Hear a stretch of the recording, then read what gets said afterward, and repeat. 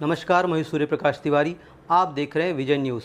तेलंगाना में अस्तित्व के संकट से जूझ रही चंद्रशेखर राव की पार्टी भारतीय राष्ट्र समिति में केसीआर की बेटी कविता के एक पत्र ने आंतरिक मतभेदों को सार्वजनिक करते हुए तूफान ला दिया है।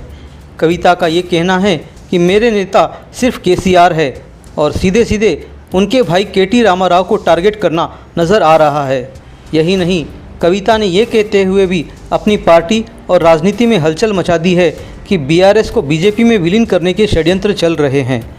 इन मतभेदों के संकेत उस समय सार्वजनिक हो गए जब कविता द्वारा पार्टी की कमज़ोर स्थिति को लेकर केसीआर को एक पत्र लिखा गया जो कि मीडिया में लीक हो गया, जिसको लेकर भड़की कविता ने अमेरिका दौरे से लौटते ही ये कहकर राजनीतिक पारा चढ़ा दिया कि केसीआर के आसपास कुछ भूत मंडरा रहे हैं जो पार्टी को नुकसान पहुंचाने में लगे हुए हैं।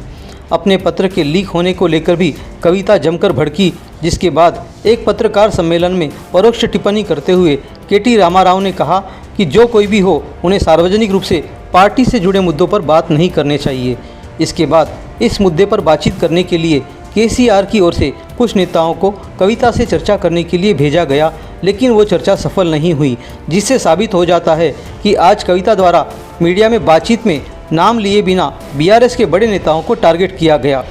केसीआर की बेटी कविता के इन सनसनीखेज आरोपों को लेकर तेलुगु मीडिया में ये चर्चा है कि कविता के आरोप हरीश राव और मुख्य रूप से उनके भाई केटीआर को लेकर ही किए जा रहे हैं। कविता ने मीडिया से बातचीत में ये भी कहा कि उनके द्वारा पार्टी को बीजेपी में विलीन होने से रोके जाने के कारण ही उन्हें केसीआर और पार्टी से दूर करने की साजिशें हो रही है।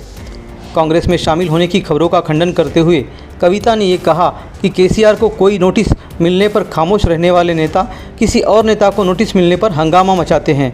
यह कहकर अपने भाई पर परोक्ष आरोप लगाए हैं कविता ने। कविता का यह भी कहना है कि कुछ लोग समझते हैं कि वो केसीआर को अपने इशारों पर चलाएंगे, लेकिन लोगों को ये बात समझ में आती है कि केसीआर से मेरी दूरियां बढ़ती है तो किसे फ़ायदा होगा। अपने सनसनीखेज आरोपों के वार करते हुए कविता ने ये आरोप लगाए कि पिछले लोकसभा चुनाव में उन्हें हराने के लिए भी षड्यंत्र रचे गए और तो और सरकार के खिलाफ जो संघर्ष बीआरएस को करना चाहिए था वो उनकी संस्था तेलंगाना जागृति कर रही है।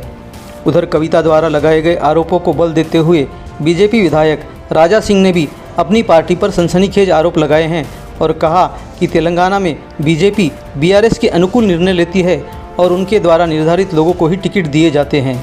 इस प्रकार कांग्रेस द्वारा लगाए गए आरोपों की कुछ झलक कविता की बातों में नजर आने से अब ये चर्चा शुरू हो गई है कि क्या आने वाले दिनों में केसीआर की बीआरएस बीजेपी में शामिल हो जाएगी।